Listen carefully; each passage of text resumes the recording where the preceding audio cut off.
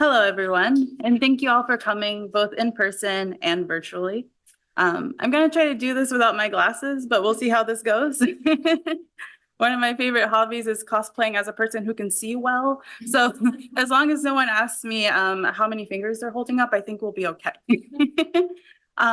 So trans-institutionalization, an unintended consequence of good intentions.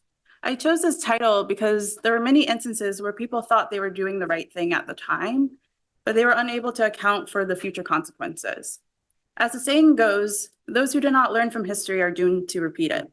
So I hope as we look into this topic, we are able to learn from the past and then are able to avoid some of the same pitfalls. I have nothing fun to disclose. So the learning objectives are written in a question and answer format because I try to think of what questions might come up with a title of this type of talk and how I might answer them. So the first question I'm sure you're all thinking is, why should we talk about this? So it's to understand trans-institutionalization and its effects on psychiatric hospitalizations in Massachusetts. And then we'll also talk about how did we get here. We'll talk about a series of relevant historical events that led us to our current state. What is the current data? We'll learn about the current trends in psychiatric hospitalization. Who are these patients? We'll learn more about the affected patient population. How can we learn more about this? We'll discuss how to prepare residents to better manage these patients. And lastly, and arguably the most important, what can we do about this? We'll discuss what may be some potential solutions. Now that we have a roadmap for where we're going, let's start off with some definitions. So that we're all on the same page with what we'll be discussing today.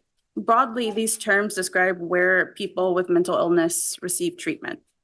So for institutionalization, it refers to patients moving from being treated in the community to being treated in hospitals. Deinstitutionalization kind of refers to the process of replacing longstanding psychiatric hospitals with community supports. Trans-institutionalization, kind of talking about the migration of people from the community into the criminal justice system. And forensic psychiatry, a subspecialty in psychiatry that focuses on the interrelationships between psychiatry and the law. Then for our non-Massachusetts friends, I wanted to include this slide just to kind of give some more background information. So very briefly, these are the state laws that will be referenced in this presentation. Section 3, it facilitates the transfer of a patient from one psychiatric facility to another. Most often, and in this context, it's from an acute care to a higher level of care, such as a state hospital. Section 15's court-ordered evaluations for competency to stand trial for an offense. I won't go into all of the details of each of the section 15, 16, 18, but this is just kind of like a general overview. Section 16, court-ordered evaluation and or commitment for people who are found incompetent to stand trial or not guilty by reason of insanity or similar term. And section 18, court-ordered evaluations of an incarcerated individual to determine whether or not they need a hospital level of care. Okay, so why should we discuss this? Let's start with a relevant scenario. An acute care psychiatric hospital has 2 patients awaiting Section 3 transfer to a state hospital. One has been waiting for close to 2 years and the other for about 13 months. Due to their acuity, both patients require single rooms. For a period of over a year, the equivalent of 4 acute care beds are held in limbo, while the medical floors and emergency rooms are overflowing with patients awaiting placement to acute care hospitals. So why? I'm sure you could guess the answer. Limited resources. So limited resources, both inpatient and outpatient, as well as in the community at large via the social determinants of health. Patients generally enter the state hospitals via 2 main pathways: civil through a Section 3 transfer from acute care hospital, and forensics through the courts via Section 3. 60. Yeah, I'm looking now. Hanalei, huh? The documentary. All over 84. Apparently, there's more than one. I found the meeting room. All right. There's section 18. Well, I'm glad he could join all the way from Hawaii. It's so Massachusetts state hospitals were less than 50% forensic over a decade ago, but this has increased to 60 to 80% in recent years. These numbers are projected to approach 100% as baby boomers age and overwhelm the healthcare system. How can we best allocate these limited resources in a way that is the most equitable and accessible? That's the million-dollar question, and adjusting for inflation, probably the billion-dollar question. But we're not going to answer that today, but I think it's important to keep in mind.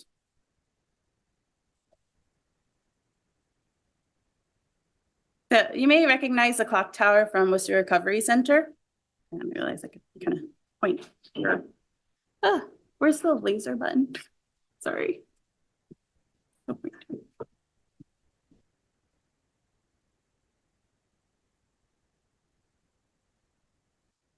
Oh, sorry. There we go. okay, cool. I mean, I know you have the eyes, but this it's just kind of showing the kind of long-standing history. The clock tower was refurbished from the original clock tower and administration building of the second Worcester State Hospital built over 150 years ago. So how did we get here? I want to preface the next section with a warning about some of the language that is used in its historical context.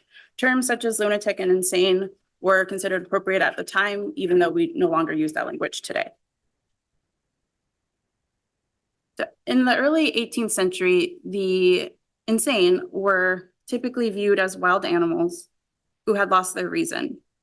They were not held morally responsible for their actions, but were subject to scorn and ridicule by the public. Towns contracted with local individuals to provide care for those who were poor and without family, a situation that often led to widespread abuses. Mentally ill persons were kept in appalling conditions, often in chains and neglected for years, or subject to torturous treatments, including beatings, bloodletting, starvation, and isolation. Moral treatment developed in the context of the Enlightenment era, and its focus on social welfare and individual rights. Awesome, great intentions. These ideas gained more traction in the 19th century when many state mental health hospitals were built. Dorothea Dix, kind of our hometown hero here, grew up in Worcester, Massachusetts in the early 1800s. She did work establishing schools and teaching children, and she was said to have suffered from major depressive episodes. And during one of these episodes, she went to Europe for kind of a change of scenery. While she was there, she was inspired by Great Britain's reform movement for the care of the mentally ill, known as lunacy reform. While she was away, her wealthy grandmother died, and she inherited a substantial fortune. She returned to the US in the 1840s and launched an investigation into the care of the mentally ill persons in the United States. She found evidence of deplorable conditions and successfully lobbied state legislatures. Through her efforts, she helped establish 32 psychiatric hospitals.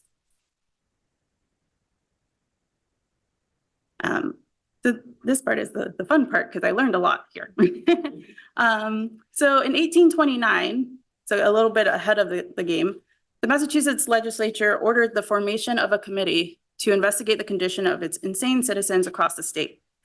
The investigation uncovered horrible scenes of lunatics dressed in rags, kept in dark dungeons with no beds. In 1830, the state legislature passed a resolution to erect a lunatic hospital with accommodations for 120 patients. Pictured here, the first Worcester State Hospital, built on Summer Street in the downtown area in the 1830s, was considered a model institution built under the principle of moral treatment, a holistic approach utilizing moderate labor, the enjoyment of nature, recreational activities, wholesome eating, and adequate rest. However, the 120-bed facility quickly doubled in capacity and fell into disrepair and deplorable conditions. Dorothea Dix advocated for its expansion, shown here in the 1840s. Following an inspection in 1855, it was determined that an additional hospital was needed, which led to the creation of the Northampton State Hospital, shown here, which was completed in 1858. The first Worcester State Hospital continued to operate for 20 additional years in its deteriorating state until the second Worcester State Hospital opened in the 1870s. The second building and its grounds were a huge property spanning over 200 acres and included the land that would later become the UMass campus. It was designed in the Kirkbride style to adhere to the principles of moral treatment. Dr. Kirkbride was a psychiatrist who influenced the design of many state hospitals, and he believed the hospital itself would function as a treatment for patients. He emphasized sunlight and proper air circulation in large sprawling facilities of at least 100 acres where hospital staff also lived on the premises. Access to extensive farmland, gardens, and other outdoor space was also emphasized. Pictured here is the layout where you can see the multiple living quarters and areas, including the wood shop and the bakery. So it's a very large building, which is, it's really hard to conceptualize just how big it was.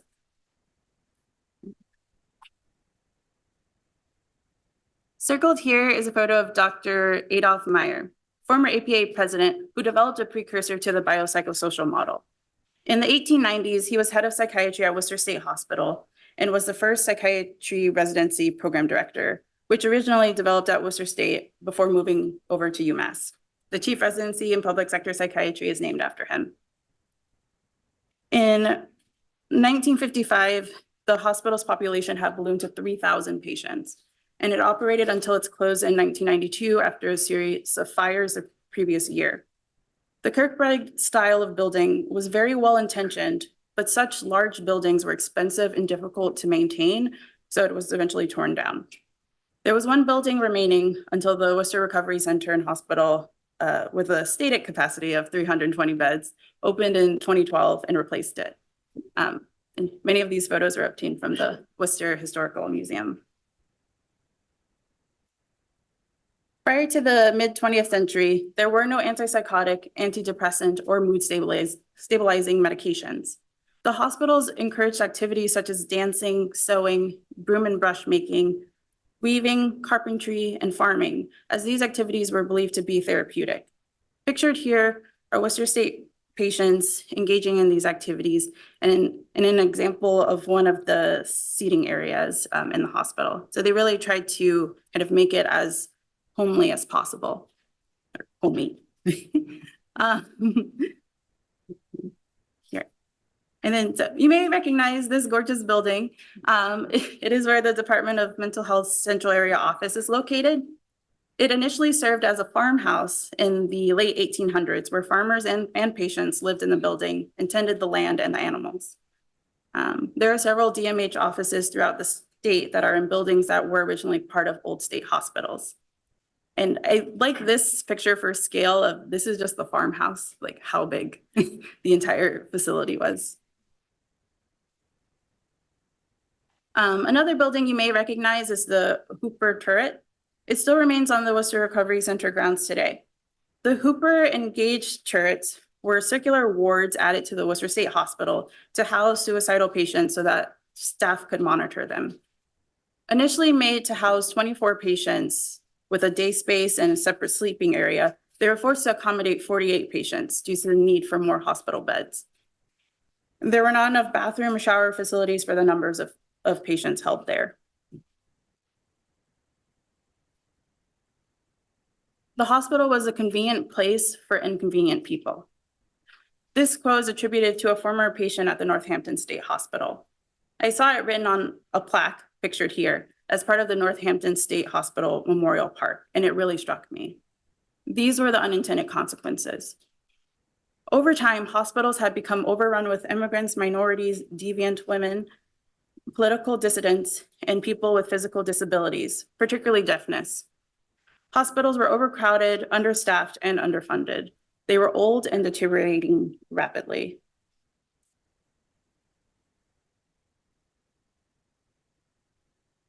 There were numerous human rights violations such as forced labor and sterilizations, as well as questionable experimental treatments, including lobotomies, ice baths, insulin shock therapy, and electrical shock therapy without anesthesia. Many patients starved to death during tough economic times and were buried in unmarked graves on hospital grounds. All the photos seen here are actual photos from the Worcester State Hospital.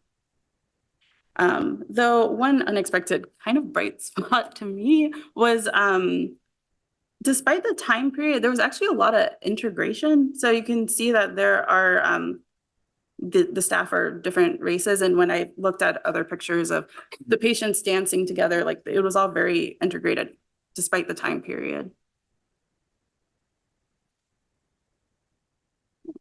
So moving on to the 20th century. In the 1940s, during World War II, those who refused to serve in the war were sent to work other areas that were understaffed. These areas included mental hospitals, which led to more public knowledge about the awful conditions, leading to increased funding for mental health treatment and the creation of the National Institute of Mental Health. The 1950s saw the beginnings of the civil rights movement. The first antipsychotic medication, chlorpromazine, also known as Thorazine, was discovered and revolutionized psychiatric treatment, as patients now had a viable opportunity to be successfully treated and on an outpatient basis. 1960s, JFK had a special interest in mental health. His elder sister, Rosemary, had seizures and violent mood swings, so their father secretly had her lobotomized. Following this, she was physically disabled with diminished mental capacity, and she was hidden away in a private psychiatric hospital for 20 years. President Kennedy signed the Community Mental Health Act, which provided funding for community facilities that served people with mental disabilities. The plan was to construct 2,000 community mental health centers through $150 million in federal subsidies. These centers had to provide partial hospitalization programs, intensive outpatient care, 24-hour emergency services, and educational opportunities. They hoped to make state hospitals obsolete. These were good-intentioned actions at the time. However, less than a month after signing the new legislation, JFK was assassinated and could not see the plan through. The community mental health centers never received stable funding, and even 15 years later, less than half of the promised centers were built. These were the unintended consequences. Despite this, the closure of many psychiatric hospitals persisted, as patients were increasingly cared for at home, in halfway houses, clinics, general hospitals, or many not at all.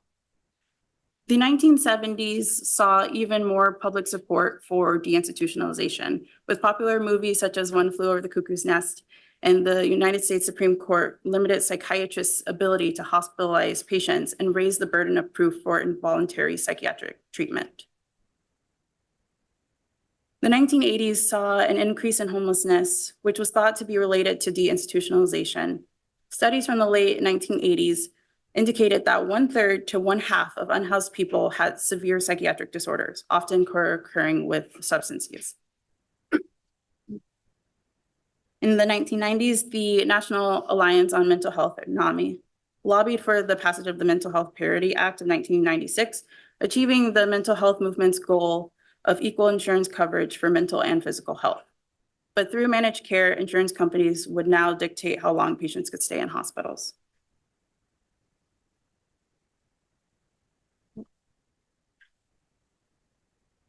So, fast forward to now, what is the current data? So, there were 340 psychiatric inpatient care beds per 100,000 persons in the United States in 1955. This number dramatically decreased to 17 in 2005. Since 2005, there has been a modest increase in beds. The number of adult inpatient or residential treatment beds increased by 24% from 2010 to 2018. In 2018, the average population rate for beds in mental hospitals in the United States was 39 per 100,000. Today, the most cited estimate of psychiatric bed need in the United States is 40 to 60 beds per 100,000. which translates to up to 66,000 beds that were short in meeting the needs of our population. In terms of forensic patients, in California, the forensic population in their state hospitals has hovered around 90% for the past 20 years. In Colorado, there's been over 200% increase in forensic patients from 2005 to 2014. And Hawaii has seen a threefold increase in their forensic patient population from 1997 to 2016. For us, the inpatient continuous care bed capacity for psychiatric patients has dramatically decreased since 1970, from approximately 12,000 beds to the current level of 693 as of 2019. The reduction of beds over the years raises concerns over bed availability. This has led to our state hospitals once again functioning well over capacity and converting other rooms into beds that were not appropriate for this purpose. So I think that this is a great graphic kind of representation of this. So the massive decrease in beds happened right in the first 6 years by more than 200,000 beds, then continued to steadily decline after that. Way back in 1939, long before widespread deinstitutionalization, a British psychiatrist, Lionel Penrose, hypothesized that the number of psychiatric hospital beds was inversely related to the size of the prison population. And well, we know that correlation does not equal causation, and it is important to note that the war on drugs also started around the time, at the same time of significant hospital closures in the 1970s, but the prison population exploded in the 1980s. When discussing hospital closures, it's not just the patients currently occupying the psych beds that are affected, it's also all of those who would have occupied those beds beyond them. It has been thought that patients who lost their homes when the large hospitals shut down were unable to make the change to independent community living and trans-institutionalize into the criminal justice system.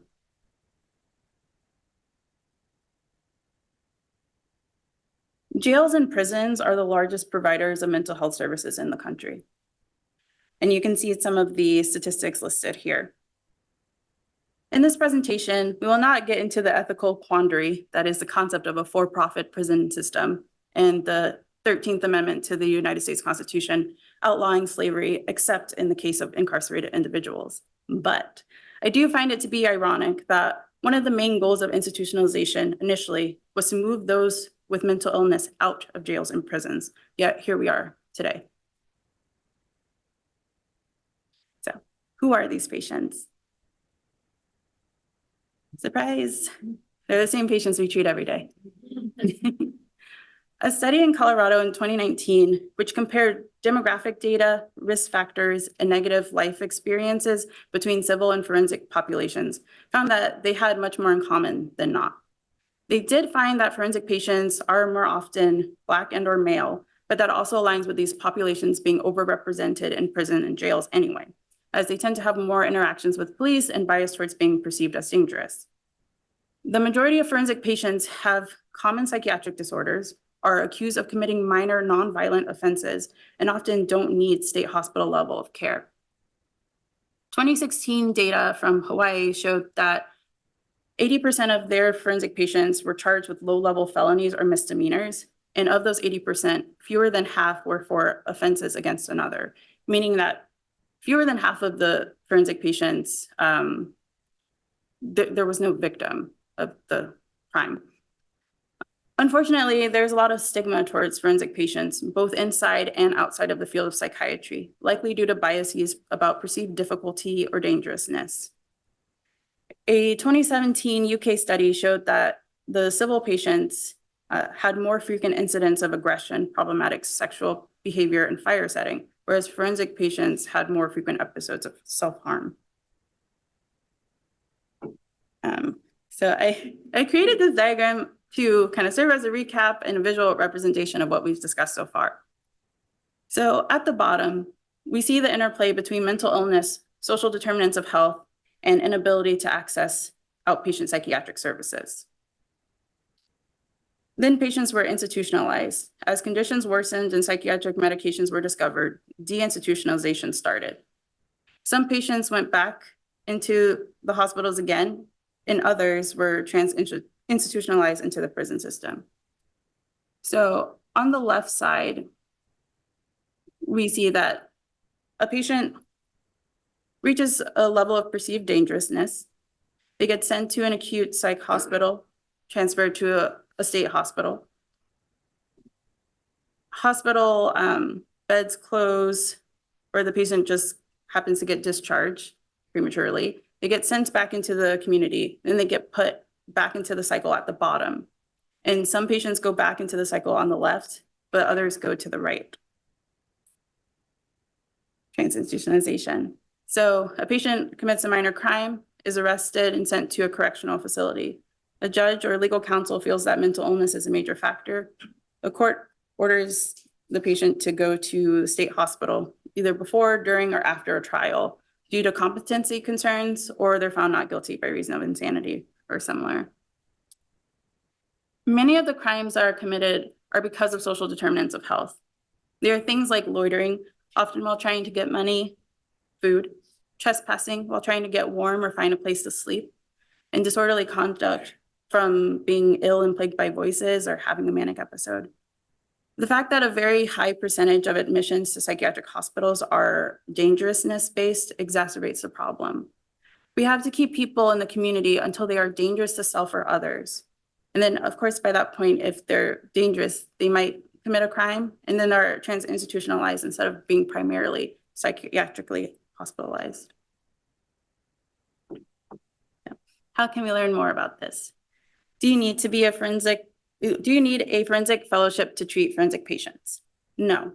Of course, additional training is always helpful, but in reality, general psychiatrists routinely utilize forensic skills in clinical practice, including during patient safety evaluations, informed consent processes, and disability assessments. Psychiatrists already must understand the legal regulation of mental health practice within their state and appreciate the role of psychiatrists in court. Sometimes we get called upon to testify in civil commitment or guardianship proceedings. Further, with the trend toward caring for forensic patients in the community, as well as limited supply of forensic psychiatrists to care for this special population, general psychiatrists are increasingly likely to work with justice-involved individuals. But remember, these patients have a lot of the same mental health diagnoses and treatment requirements as other patients, so do what you already know how to do. I found this cool article. It's a great article that has a lot of resources of things that general psychiatry residency programs can do to introduce residents to forensic psychiatry work and generate interest in the field. The UMass Psychiatry program does a lot of these through the Western Recovery Center forensic rotation, participation in mock trials, which we just had one, didactics, opportunities to observe forensic evaluations, and attend court hearings. So for my fellow residents, this is a shameless plug for my public sector chief role. So far this year, I've had opportunities to meet and learn from various leadership in the Department of Mental Health, as well as the medical directors of state hospitals. I've gained a lot of invaluable experience into how systems function and how policy decisions are made. So looking at you, PGY3s. And for our more seasoned psychiatrists, our PGY8s and above, the American Academy of Psychiatry and the Law also has additional resources and guidelines available for treating forensic patients. And we need more studies. A lot of the data about forensic patients that I've cited has come from other states and even outside of the United States. In order to better represent what is currently the situation in Massachusetts, it would be helpful to have more relevant research that pertains to our patient population. So the fun part, what can we do about this?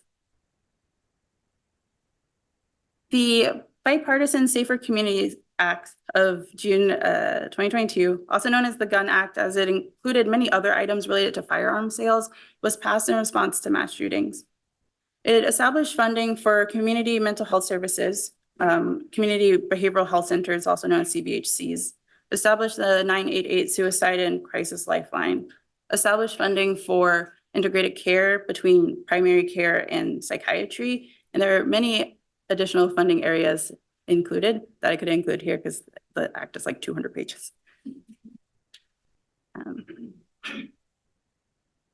So the Addressing Barrier to Care for Mental Health Act was passed in August 2022.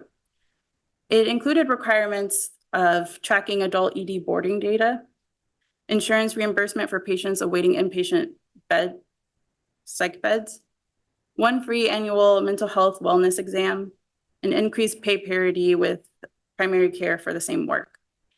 Many more additional items were included, such as changes to mental health care in schools, professional licensure and scope of practice, as well as the psychiatric collaborative care model. Also, so it's a lot of information that is available about that. And so CBHCs, there are roughly 30 across the state, and they aim to serve as a one-stop shop and offer an array of services. They can help with ED diversion and bridge the gap when patients are in between providers. Patients can reach them by phone call, text, or web-based chat 24/7. They just celebrated a year of these in place. Right now, it seems like it's a little bit easier to get services for patients who have mass health. Most commercial insurers are only reimbursing for crisis interventions at this time, but as part of the law I just discussed, Mass Health is able to kind of track this data to have more recommendations going forward. Now to discuss ongoing legislative efforts. So the Massachusetts Nurse Association bill, the act providing appropriate care for certain populations bill, introduced in late 2023, will require that Chapter 123, Sections 15, 16, and 18 to include language here. Forensic unit, a physically separate unit from other units. These units shall have in place restrictions consistent with those present when an individual is incarcerated. These units shall include appropriate staffing levels to address the needs of the patient population and who have undergone specialized training to work effectively with this patient population. The physical environment of the unit shall be conducive to meeting the needs of the patient population. This bill aims to require forensic patients to be admitted to specialized forensic units at DMH facilities for treatment prior to being transitioned to continuing care units. While it's presented with good intentions, an unintended consequence of this bill would be to further stigmatize forensic patients. The language I highlighted here is also ambiguous.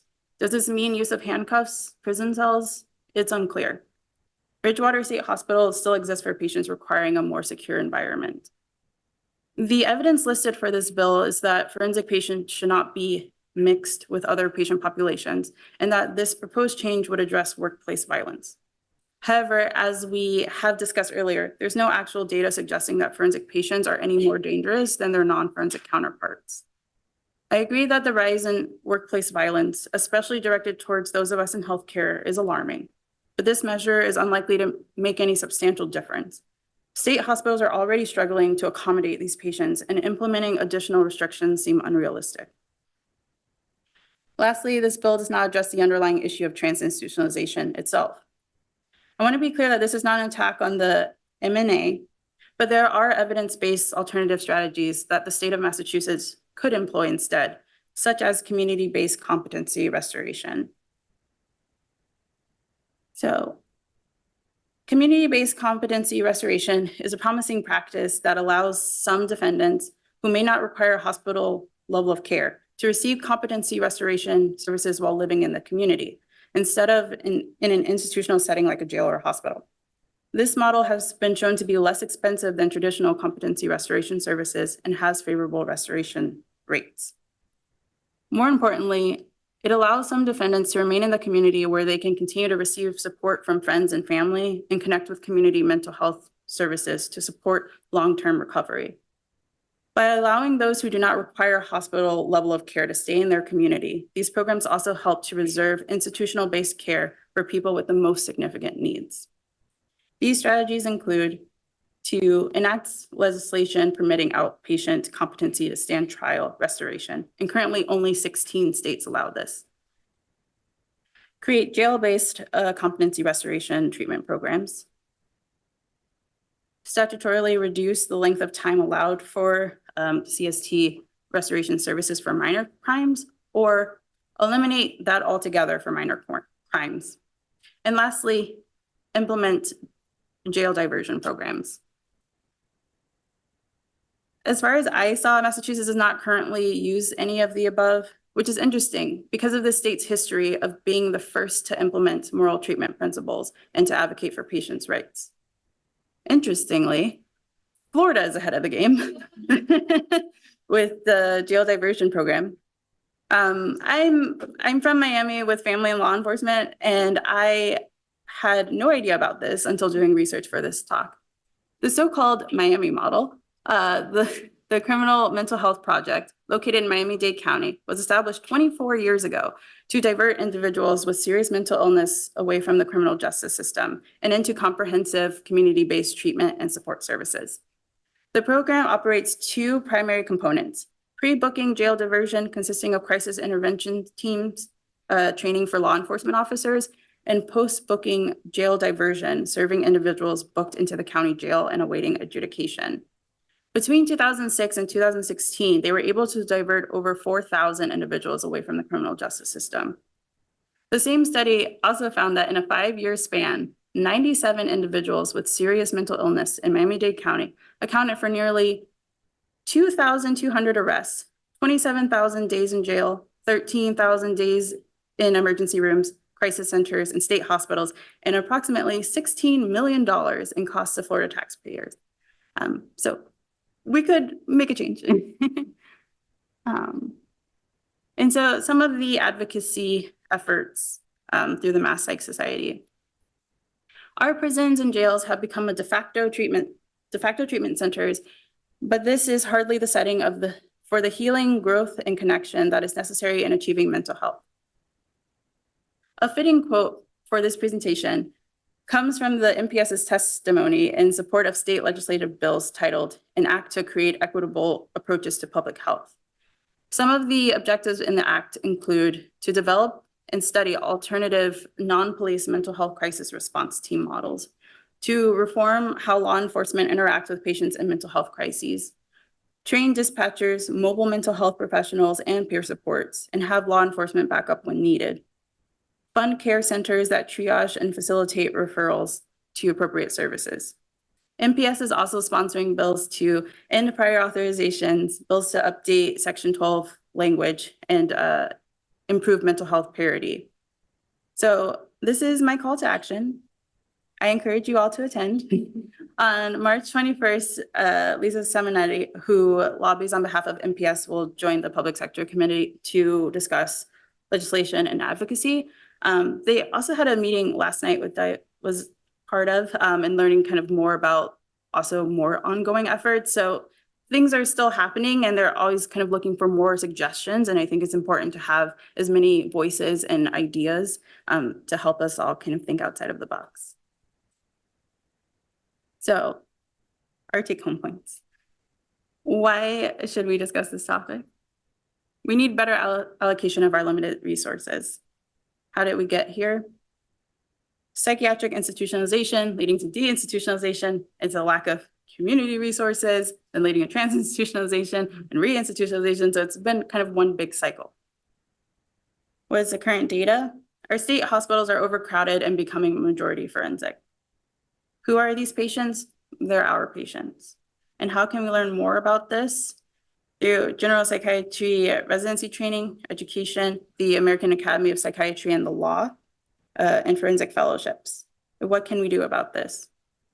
Engage with ongoing policy actions and advocacy efforts to increase access to outpatient services. Participation in the Mass Psych Society, Mass Medical Society, American Psychiatric Association, and similar. But overall, I want to end this presentation with a message. Do not go where the path may lead. Go instead where there is no path and leave a trail. I think we've learned today that psychiatric hospitals are not the only answer, and neither are community-based resources. We need both aspects in order to adequately care for the wide range of patients that need us. Complex problems require creative solutions, so let's be brave and make change. So I'd like to thank you all for listening to me. I'd also like to especially thank Dr. Daly, Dr. McGarry, and Dr. Stone for all of your help and input in allowing me to ask a ton of very complicated questions about this topic. I'd also like to thank my mother and grandmother for being great examples and instilling in me the values of humility, kindness, and service to others. I'm happy to take any questions or comments, and here are some of my references and links to additional resources here.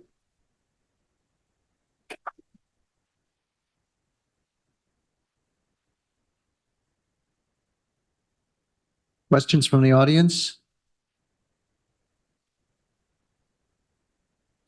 You know, your talk is very timely.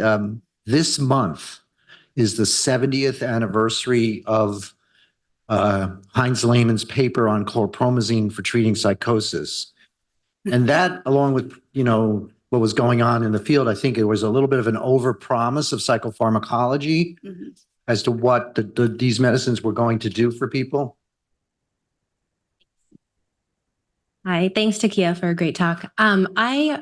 One thought that came up for me was things like mental health courts or drug courts. I didn't know if you came across that and if that seemed to have any impact on outcomes for some people. I hadn't come across that, but I could see how that could be helpful. I think that anything that has the ability to divert people away from being arrested and being kind of put in jails and kind of helping them find more resources that help them avoid that would be ideal. I kind of focused just on the community-based competency restoration, but there's so many different ideas and things that are working in different states. So I think we could try everything, that there just wasn't a time to talk about it, all the options.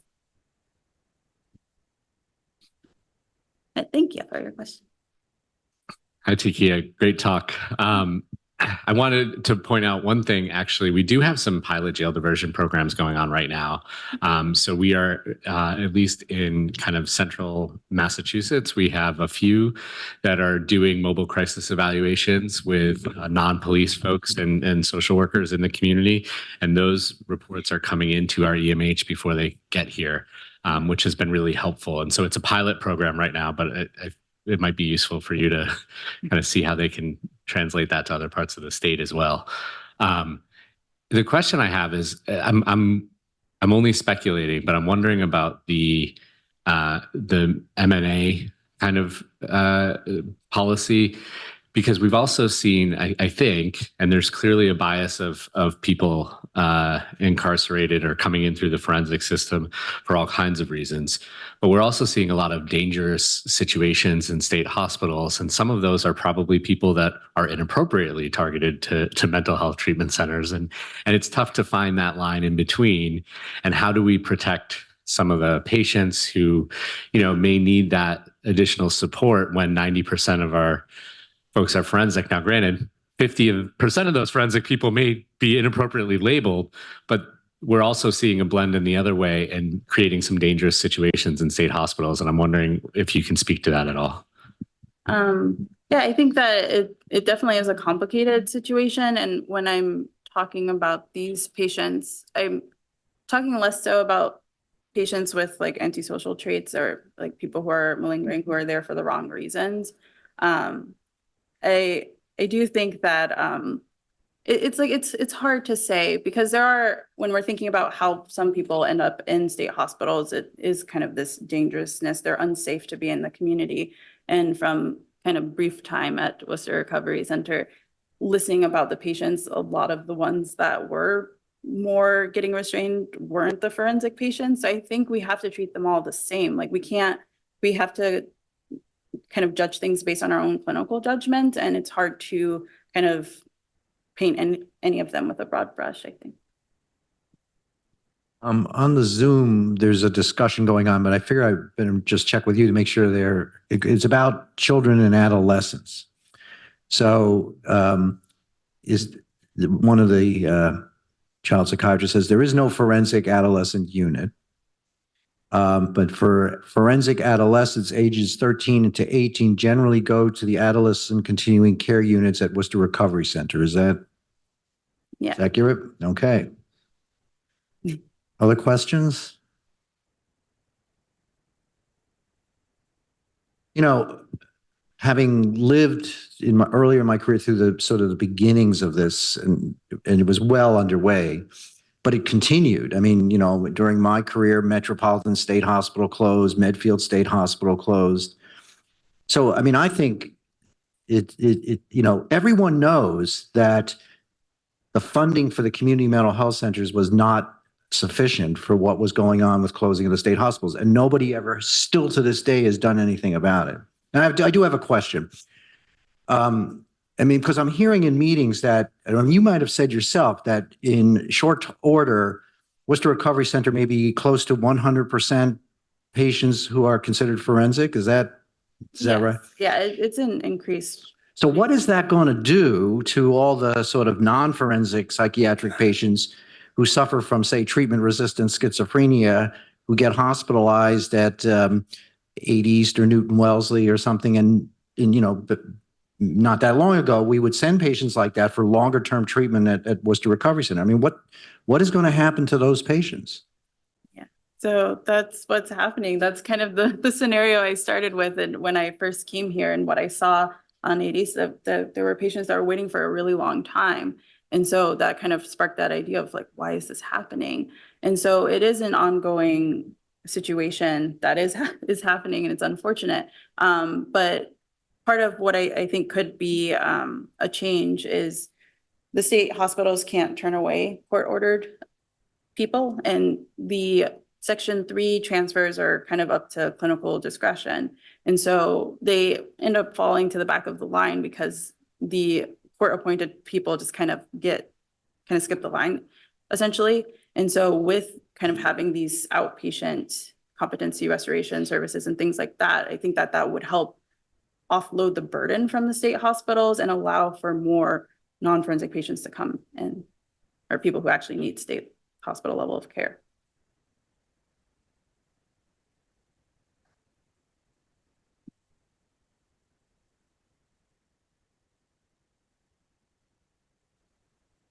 Thanks for a great talk, Takeiya. And it's been very nice being with you in some of the public sector meetings of the Mass Psych Society. So, you know, one of the other things we were talking about in the meeting last night was assisted outpatient treatment for people with mental illness who are out of treatment.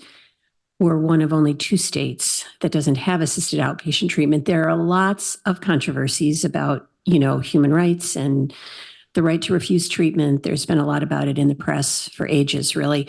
So there is one program in Boston called the BOAT program that is a court diversion, you know, assisted outpatient treatment that has actually had some good results, my understanding.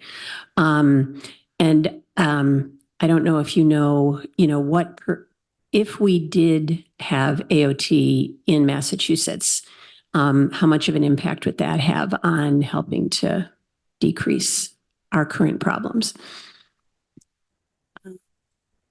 Could you elaborate a little bit more on what? Yeah, I mean, just that, you know, I'm wondering what percentage of folks end up, and I should know the answer to this too, but what percentage of folks who are out of treatment, you know, not taking medication, and then recurrently get into legal trouble. And so they get arrested, they end up in the criminal justice system, then they get sent to Worcester State, then they get sent from the forensic unit, you know, into continuing care, but then may go back out into the community, and we're sort of back to square one again.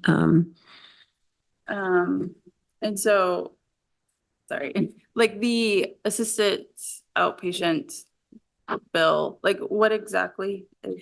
Because I missed that part last night. Yeah, so, you know, in most states, for people that have serious and persistent mental illness and are not competent and would, in our state, have a Rogers guardianship, but there's another step beyond that, which is basically court mandated to stay in treatment and to stay on medication. And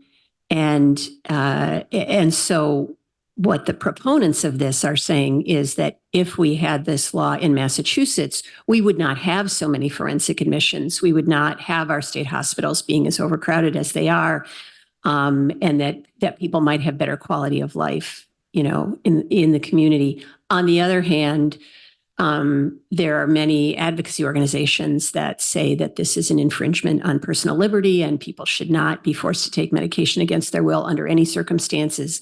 So it can be done better and worse in different ways.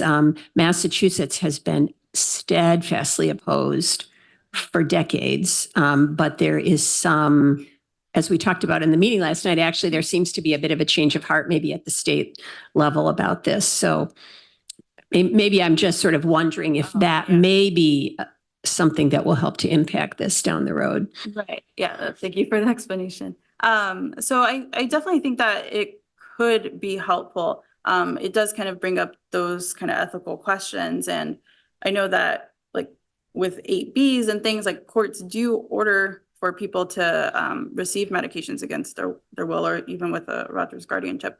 But then usually like those people need to be in an institution or in some sort of like higher level of care.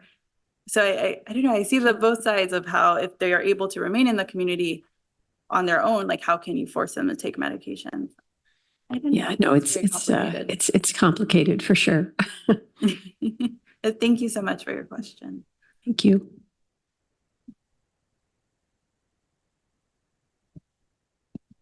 Well, thank you very much. It was a very, very interesting talk. Thank you.